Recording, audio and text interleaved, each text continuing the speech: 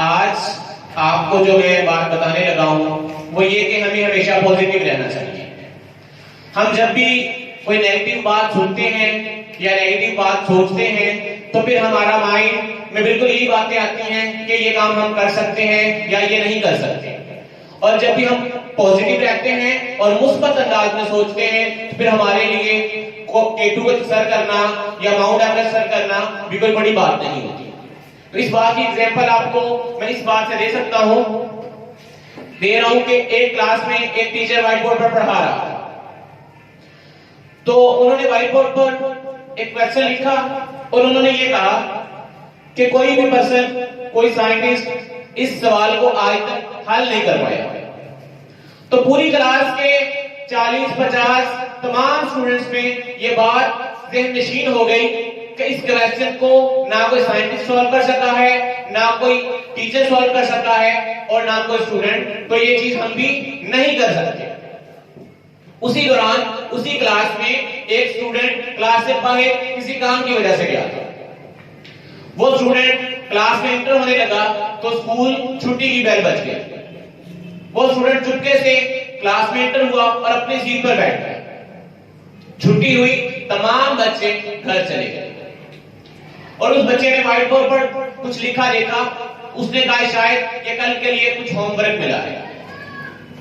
उस बच्चे ने वो व्हाइट बोर्ड पर जो सवाल लिखा गया था अपनी नोटबुक पर कॉपी कर लिया। फ्राइडे का दिन था, हफ्ता और इतवार 2 दिन स्कूल से छुट्टी।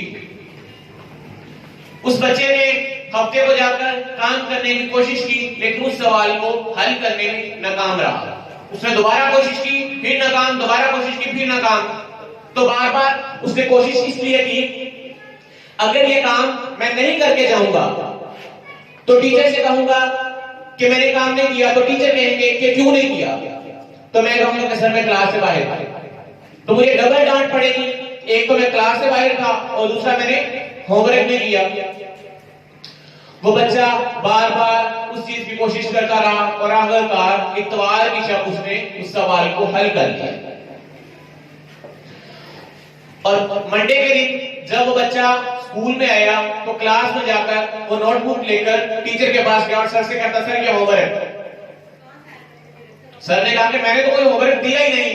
कहता, सर नहीं सर आपने होमवर्क दिया था। तो तमाम बच्चे हंसने लग गए और जब सर ने चेक किया, उस टीचर ने ये चेक किया कि ये तो वही सवाल है जो मैंने कहा था कि इस सवाल को आज तक दुनिया का ना तो कोई साइंटिस्ट और ना कोई टीचर हल कर सका है। तो ये बच्चे ने नामुमकिन को मुमकिन कर दिखाया। क्यों? क्योंकि वो क्लास में 40 से 50 स्टूडेंट जो बैठे थे उनके कानों में ये बात बैठ चुकी थी और उनके दिल और दिमाग में ये बात चली गई थी कि इस सवाल को कोई पर्सन हल नहीं कर पाया। लेकिन जिस बच्चे ने ये सवाल हल किया उसके कानों में नो, नेवर, इम्पॉसिबल की बात नहीं सुनी थी और उसके ज़हन में ये बात नहीं थी। उसने उस सवाल को हल कर लिया। इसलिए हमें हमेशा मुस्बत अंदाज में सोचना चाहिए और मुस्बत अंदाज में आगे जाना चाहिए।